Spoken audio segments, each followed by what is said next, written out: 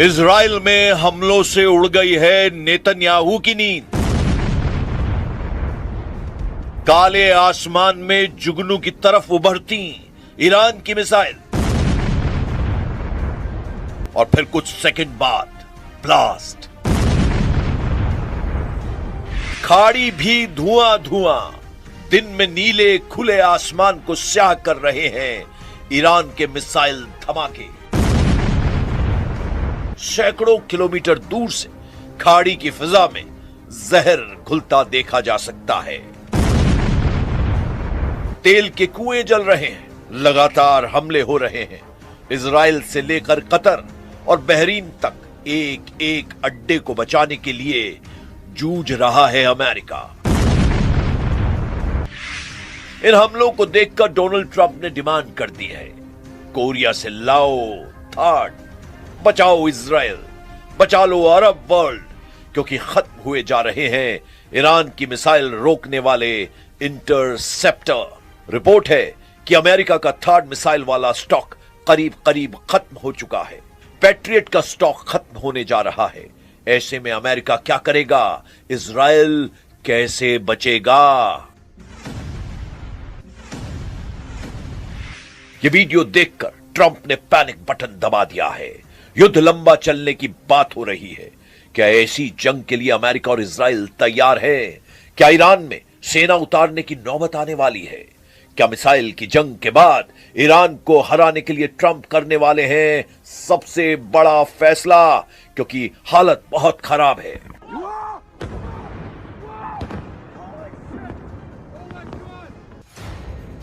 Wall street journal की खबर ने अलर्ट जारी कर दिया है कि मिसाइल डिफेंस सिस्टम के लिए मिसाइल खत्म हो रही है। यह खबर ऐसी है कि नेतन्याहू अपना माथा पकड़ने को मजबूर हो जाएंगे। अमेरिका के अखबार ने लिखा है कि ईरान के मिसाइल अटैक को रोकना अब इजराइल के लिए मुश्किल होगा। इजराइल के तमाम मिसाइल डिफेंस सिस्टम के सामने बड़ा संकट गहरा गया है। अमेरिका में छपी खबर बता रही है कि नेतन्याहू और डोनाल्ड ट्रंप को फौरन कोई कदम उठाना होगा, नहीं तो ईरान की मिसाइलों के सामने टिकना मुश्किल हो जाएगा। इजराइल पहले ही अपने डिफेंस सिस्टम को लेकर जूझ रहा है। आयरन डोम बन गया आयरन मोम। ईरान की मिसाइलों ने पिघला डाला। यह बहुत परेशान करने वाली खबर है। इसी पर हड़कंप मचा हुआ है। ताबड़तोड़ हमलों से गूंजा इजराइल। तेल Aviv, Haifa, Nevatim, Beersheba. Netanyahu की नींद उड़ाने वाले धमाकों से बेचैन हो गए हैं ट्रंप। अमेरिका के थाड को फाड़ डाला। ईरान ने निकाल लिया है मास्टर किलर खैबर शिकन। इसका लगातार शिकार बन रहा है डोनाल्ड ट्रंप का सिस्टम। ट्रंप ने कोरिया और यूरोप में फोन मिलाकर बुलाने शुरू कर दिए हैं अपने नए डिफेंस सिस्टम। पेंटागन को ऑर्डर मिला है, जल्दी लाओ और थाड, जल्दी मंगवाओ और पैट्रियट, क्योंकि युद्ध शुरू होते ही खत्म होने लगे हैं अमेरिका के इंटरसेप्टर, यानी वो मिसाइल जो दुश्मन के ड्रोन और मिसाइल को रोक रही है।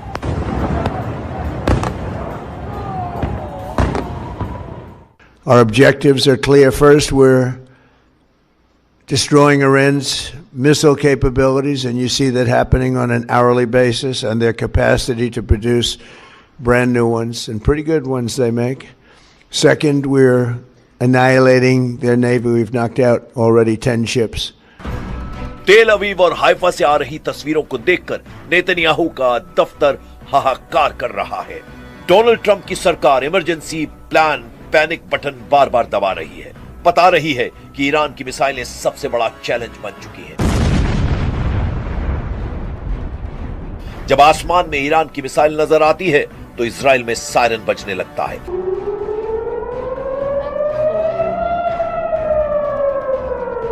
लोग पहुंच जाते हैं बंकर में और नेतन्याहू फोन करते हैं कमांडर्स को।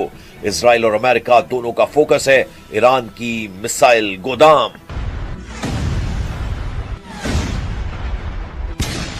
Our focus is on the destruction of their ballistic missile launchers, their ballistic missile stockpiles, and their ballistic missile manufacturing capability, as well as their one-way attract drones and their navy, because of the threat it poses to global shipping. युद्ध के लिए पहले 100 घंटों के अंदर ही Trump को लगा है बड़ा झटका। ऐसे हालात इसलिए पैदा हुए क्योंकि लीडरशिप खत्म होने के बावजूद ईरान ने इजराइल पर लगातार मिसाइलों की बौछार जारी रखी है। ईरान दिन में पिटता है लेकिन रात में बुरी तरह पीट देता है। इजराइल के हमले और ईरान के पलटवार का टाइम टेबल सेट है। दिन में इजराइल दहलाता है, तेहरान में कारपेट बॉम्बिंग करता है। रात में ईरान लेता है बदला, चुन चुन कर तबाह करता है नेतन्याहू के मिलिट्री अड्डे। ऐसे युद्ध में फंस गया है पूरा पश्चिम एशिया, जिसको रोकते रोकते पूरी तरह तबाह हो जाएंगे कई देश। कतर, बहरीन, यूएई, कुवैत, हर जगह ईरान की मिसाइलों और ड्रोन की बौछार हो रही है और यहां तैनात अमेरिका के डिफेंस सिस्टम बेकार साबित हो रहे हैं।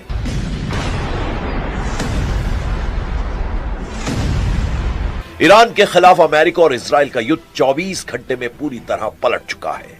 अमेरिका की तरफ से ऐसा अलर्ट आया है कि नेतन्याहू के पैरों तले जमीन खिसक सकती है। अमेरिका के थाट के साथ साथ इजराइल के एरो डिफेंस सिस्टम के लिए भी बहुत बुरी खबर है। इजराइल का नंबर 1 मिसाइल किलर कहा जाता है एरो डिफेंस सिस्टम।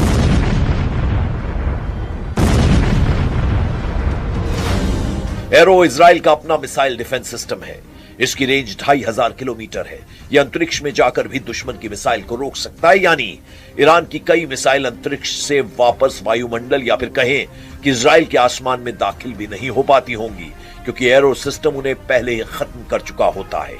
इसी वजह से एरो को इजराइल का प्रीमियम मिसाइल डिफेंस कहा जाता है। लेकिन बेत शेमेश, तेल अवीव और बीरशेबा में हुए हमले बता रहे हैं कि एरो फेल हो रहा है। ये ईरान की मिसाइल रोकने के लिए इजराइल का मल्टी लेयर डिफेंस सिस्टम का हिस्सा है और जब तक नौबत डेविड स्लिंग या फिर आयरन डोम की आती है, उससे पहले ही एरो मिसाइल डिफेंस सिस्टम अपने टारगेट को अंतरिक्ष में खत्म कर चुका होता है। ऐसे दावे किए जाते हैं, लेकिन एरो का लगातार इस्तेमाल करने से इजराइल की युद्ध वाली फैक्ट्री पर जबरदस्त दबाव पड़ा है, क्योंकि गोली से लेकर मिसाइल तक दुश्मन को खत्म करने वाले हर हथियार की एक कीमत होती है। एरो सिस्टम की एक मिसाइल की कीमत $30 लाख है, यानी करीब 26 करोड़ रुपए। खबर है कि ईरान की मिसाइलों को रोकने के लिए अगले एक हफ्ते बाद ईरान के मिसाइल डिफेंस सिस्टम का खर्च करीब $300 मिलियन आ सकता है, यानी करीब 2600 करोड़ रुपए। इजराइल में हर लोकेशन को बचाना नेतन्याहू की जिम्मेदारी है और ईरान जब हमला करता है तो उसके टारगेट पर इजराइल के बड़े से बड़े मिलिट्री टारगेट होते हैं। इन हमलों के दौरान इजराइल के सबसे नाजुक ठिकानों पर मिसाइल गिरते हुए देखकर नेतन्याहू बहुत ज्यादा दबाव में है। अमेरिका से लेकर इजराइल का मीडिया इसी की बात कर रहा है कि अब नेतन्याहू क्या करेंगे, ट्रंप क्या रास्ता निकालेंगे। यही खबर यूरोप से लेकर एशिया तक फैली हुई है और ईरान ने भी इन खबरों को पढ़कर अपनी नई स्ट्रेटेजी बनानी शुरू कर दी है। इजराइल में डर की वजह तेल अवीव और हाइफा पर गिरी मिसाइलों के वीडियो हैं। ऐसे हमलों ने इजराइल को बता दिया है कि अगर ईरान से लड़ना है तो अमेरिका की लगातार मदद जरूरी होगी। लेकिन अमेरिका क्या कहे, वो तो खाड़ी में अपने अड्डों को बचाने में नाकाम साबित हो रहा है।